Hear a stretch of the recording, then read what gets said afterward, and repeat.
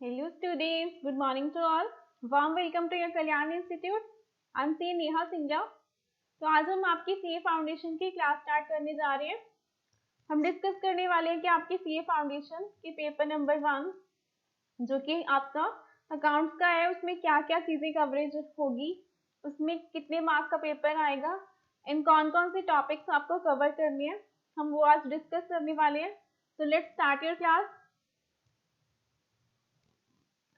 तो आपका paper number 1 principal and practices of accounting, इसमें हमने डिस्कस करने हैं कि कौन कौन से टॉपिक्स कवर रहेंगे। फर्स्ट ऑफ ऑल हम डिस्कस करने वाले हैं कि आपका अकाउंटिंग का मतलब क्या होता है। फर्स्ट ऑफ ऑल आपको ये तो पता होना चाहिए ना कि आप जो सब्जेक्ट पढ़ने जा रहे हो उसका मतलब क्या होता है। देन हम इसके बारे में डिस्कशन स्टार्ट करते हैं। तो फर्स्ट ऑफ ऑल कि हम जो सब्जेक्ट आपका अकाउंटिंग है कि क्यों आया और इसकी क्यों ज़रूरत पड़ी, वाई वी नीड अकाउंटिंग, हमें अकाउंटिंग की क्यों ज़रूरत पड़ी, हम चार्टर्ड अकाउंटेंट्स की क्यों ज़रूरत पड़ी, why we need all these things. Actual में इसकी क्यों ज़रूरत पड़ी, क्यों लोगों को इसके बिना काम नहीं चला, तो हम पहले वो डिस्कस कर लेते हैं, फिर हम आपका चैप्टर वाइज डिस्कशन स्टार्ट करेंगे कि आपका सिलेबस क्या है, क्योंकि बेसिक्स हमें पहले पता तो होना चाहिए ना कि अकाउंटिंग होती क्या है, उसकी हमें क्यों ज़रूरत पड़ी। तो अप्रॉक्सीमेटली हम कह रहे हैं कि 12th सेंचुरी से लेकर अकाउंटिंग जो है चलती आ रही है। पहले तो इतना ट्रांजेक्शन्स भी नहीं होती थी, number of transactions were very less and more over क्या होता था तब की जो लोगों की लिमिटेड वांट्स होती थी, इवन देन तब भी ये सिस्टम प्रेवलेंट था। आपको ये जानकर हैरानी हो रही होगी कि तब भी ये सिस्टम चलता था, तब भी अकाउंटिंग एंट्रीज ऐसे ही double entry system everything was followed at that time as well. तो इसका क्यों ज़रूरत पड़ी, why we need even that time, तब भी इसकी ज़रूरत थी। तो इसकी ज़रूरत का मेन रीज़न है, just I have an example कि मान लो कोई बिजनेस मैन है, let's suppose we can say normal retailer की बात कर लेते हैं। तो अब रिटेलर है तो ऑब्वियस सी बात है कि उसके पास नंबर ऑफ ट्रांजेक्शन होगी एक दिन में, number of transaction having the purchase, sale की भी अलग अलग टाइप से बहुत सी ट्रांजेक्शन होंगी, ऑब्वियस सी बात है ना।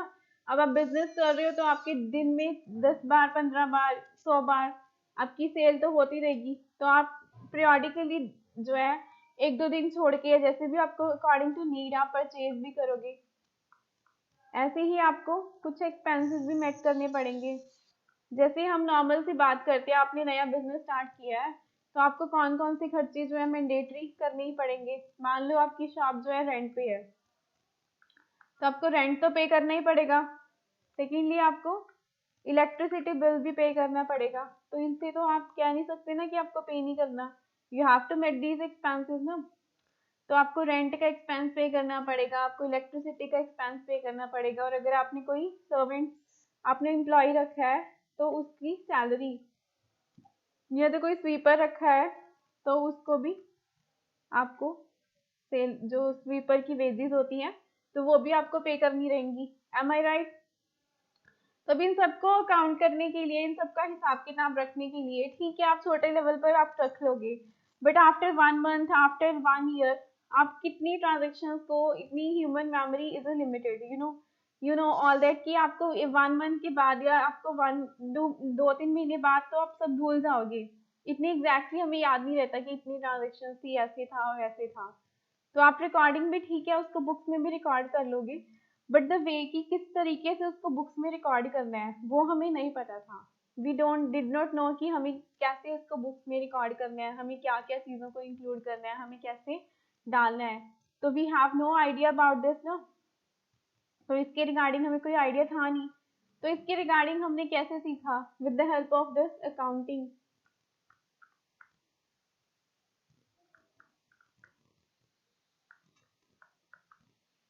तभी हम ये सब सीख पाए ना, with the help of accounting तभी हम ये सब सीख पाए कि हमें एक्चुअल में क्या करना है, कैसे ट्रांजेक्शन्स को रिकॉर्डिंग करनी है, सेल परचेज को कैसे बुक करना है, हमारे जो खर्चे हैं डेली बेसिस के या अदरवाइज उनको कैसे हमने रिकॉर्ड करना है, ये सब हमने अकाउंटिंग में सिखाया।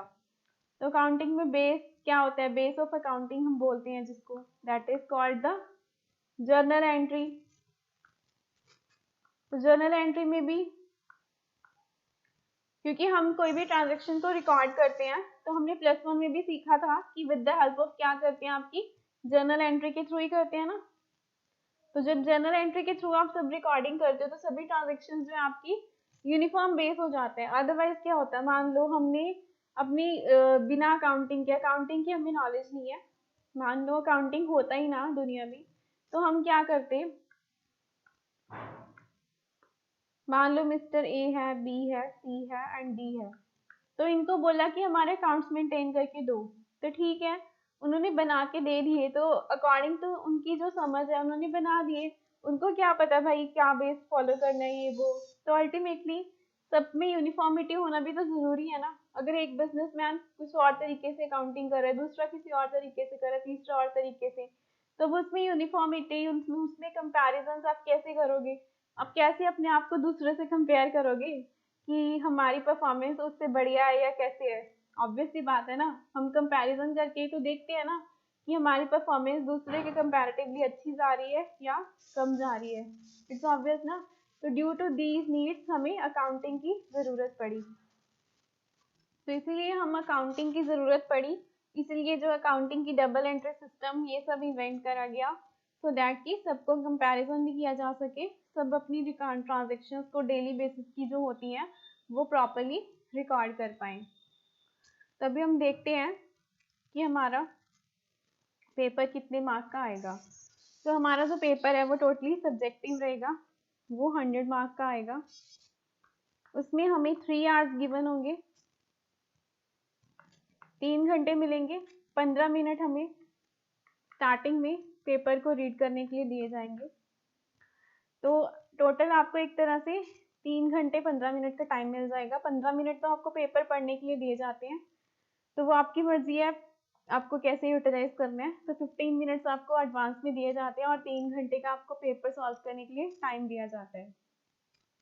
तो पेपर में कौन कौन सा सिलेबस कवर होता है, कौन कौन से चैप्टर्स आते हैं, तो let's start with that discussion. तो इसमें आपका चैप्टर नंबर 1 रहेगा थ्योरेटिकल फ्रेमवर्क।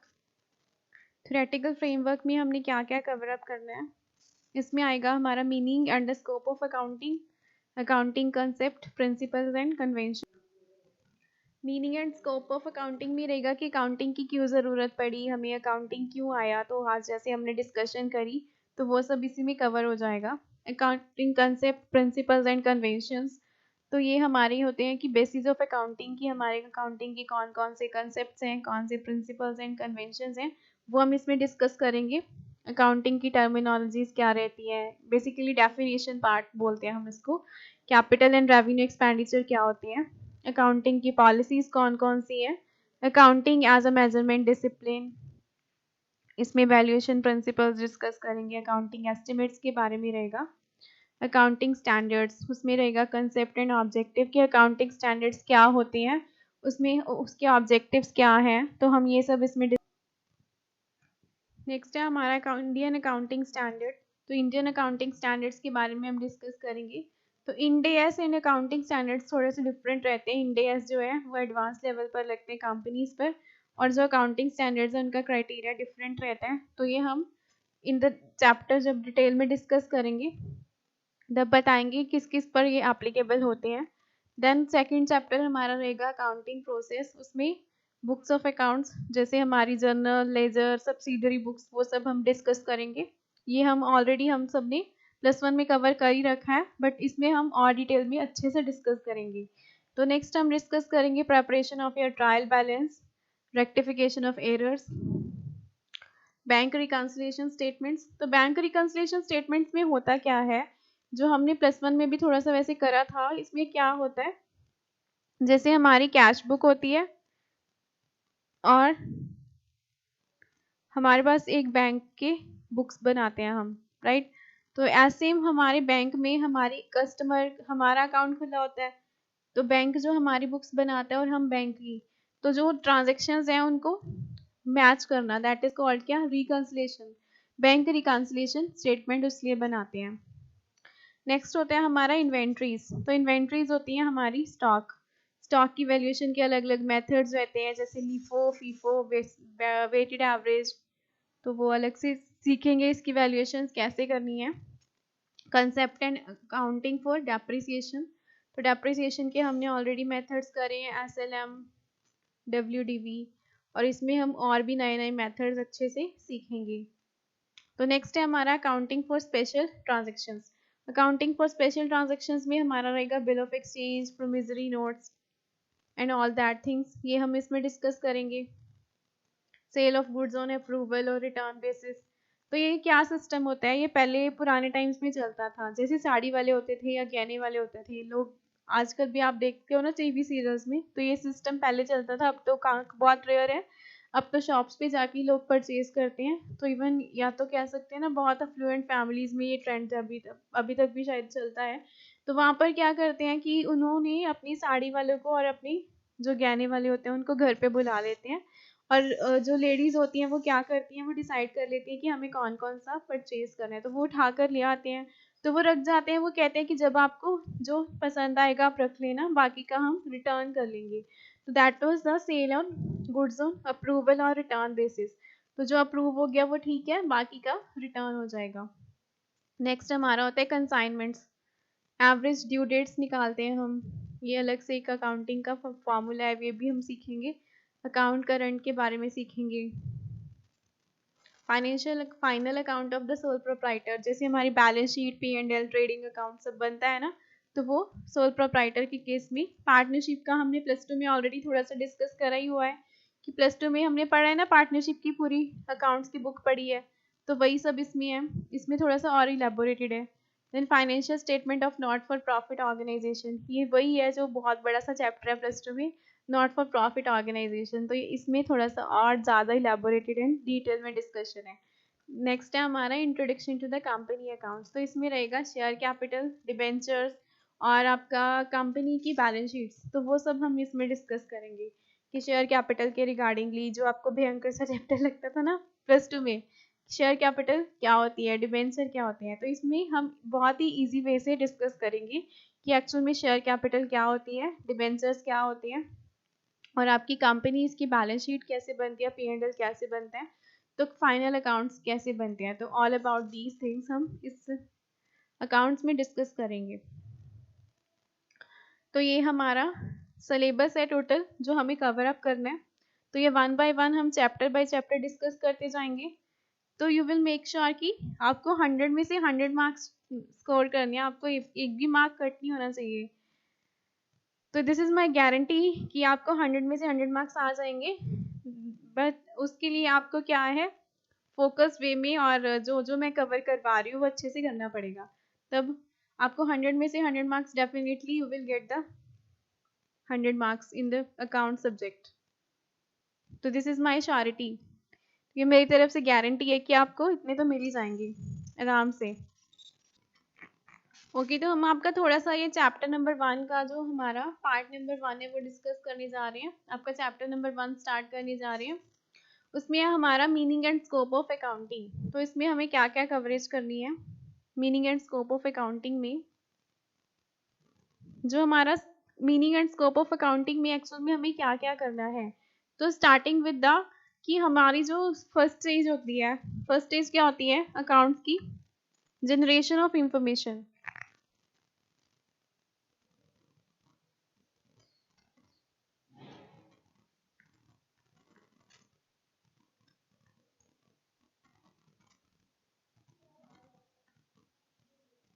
पहले हम इंफॉर्मेशन को जनरेट करते हैं, फिर हम उसको क्या करते हैं, कम्युनिकेट करते हैं, इंटरप्रेट करते हैं। तो जनरेशन ऑफ इंफॉर्मेशन में एक्चुअल में क्या क्या होता है, दिस इज द बेसिस कि जिससे हमारी अकाउंटिंग जो है स्टार्ट होती है। तो फर्स्ट ऑफ ऑल हम क्या करते हैं, जर्नल एंट्रीज रिकॉर्ड करते हैं। आफ्टर दैट हम क्या करते हैं, जर्नल एंट्रीज रिकॉर्डेड होती हैं, तो बताइए इसके बाद हमारा क्या रहता है next step, ledger, ledger accounts बनाते हैं। आफ्टर दैट हम क्या करते हैं, जो लेजर के बैलेंसेस आ जाते हैं उन सबको हम किस में करते हैं, ट्रायल बैलेंस में पोस्टिंग करते हैं। ये डोंट वेरी अबाउट इट, ये भी हम 1 बाय 1 डिटेल में डिस्कस करने वाले हैं। जर्नल एंट्रीज कैसे बनती हैं, इसके कौन कौन से रूल्स हैं, लेजर कैसे बनती है, ट्रायल बैलेंस कैसे बनता है, तो हम इसको भी इन डिटेल में अभी डिस्कस करेंगे। पहले हम जान लेते हैं कि हमें क्या क्या हमें याद भी है या थोड़ा सा भूल गए। अगर भूल भी गए तो नो इश्यूज, आप एक बार दोबारा से इसको आपको याद आ जाएगा। तो जर्नल एंट्रीज होती हैं, देन लेजर होता है, उसके बाद क्या होता है, ट्रायल बैलेंस बनता है। After the making the trial balance, next step आप क्या फॉलो करते हो, आप अपनी फाइनेंशियल स्टेटमेंट बनाते हो, that is your P&L account and the balance sheet.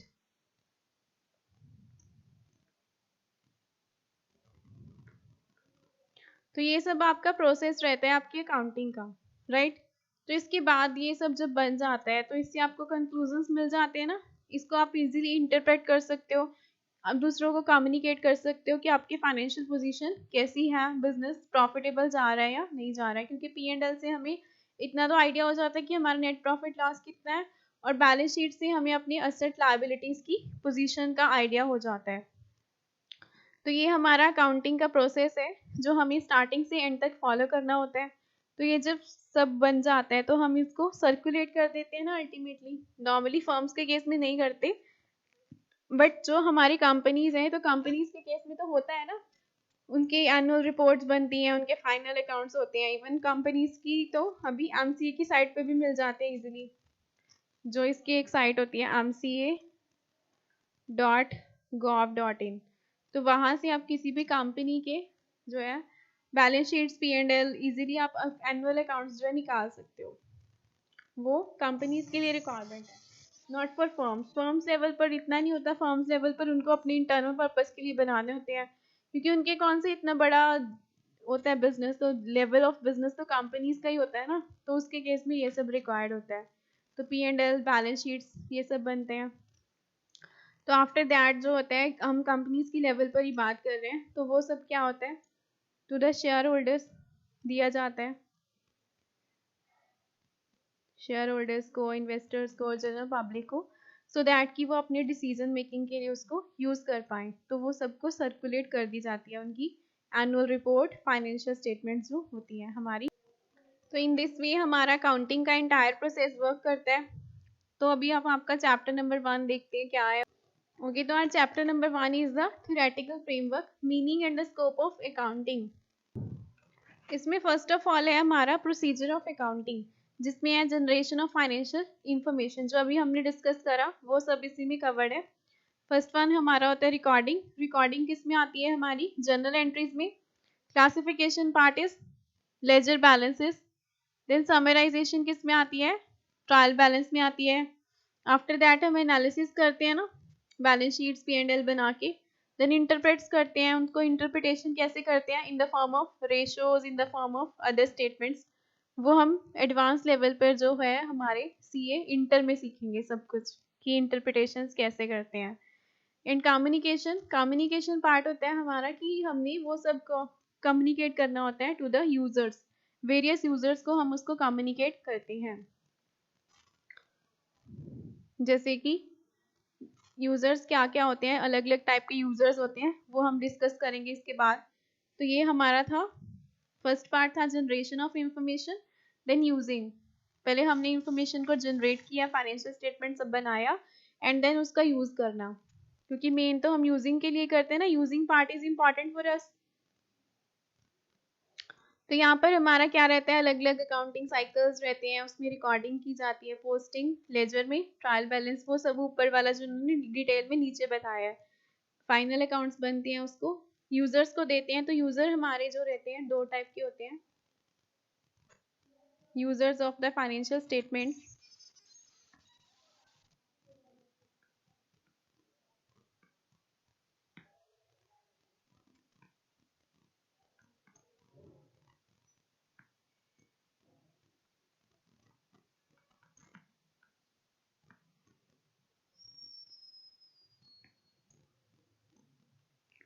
तो हमारे पास रहते हैं internal users and external users. तो जो हमारे इंटरनल यूजर्स होते हैं उसमें कौन है, एंड एक्सटर्नल यूजर्स में कौन कौन कवर होता है। तो हमारे इंटरनल यूजर्स हैं जो, उसमें कौन कवर होता है, हमारी मैनेजमेंट होती है, और कौन होता है हमारा, एम्प्लॉयज होते हैं। हाँ जी, मैनेजमेंट हो गया, एम्प्लॉयज हो गए। अपार्ट फ्रॉम दिस कौन कवर होता है हमारा, हमारे BODs। In case of company है बोर्ड ऑफ डायरेक्टर्स हो गए, या फिर डायरेक्टर कह सकते हैं, वी कैन से। इसमें अलग अलग टाइप के डायरेक्टर्स रहते हैं ना, ये सब। तो ये हमारे इंटरनल यूजर्स होते हैं। जो हमारे एक्सटर्नल यूजर्स हैं उनमें कौन कौन आता है? एक्सटर्नल यूजर्स कवर्ड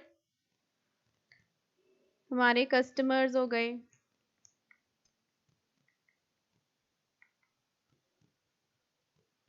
हमारे डेटर्स हो गए, हमारे क्रेडिटर्स,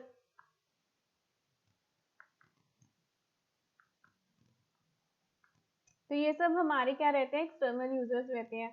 अपार्ट फ्रॉम दिस हमारे इन्वेस्टर्स, हमारी टैक्सेशन अथॉरिटीज, और क्या होता है? हमारी रेगुलेटरी बॉडीज।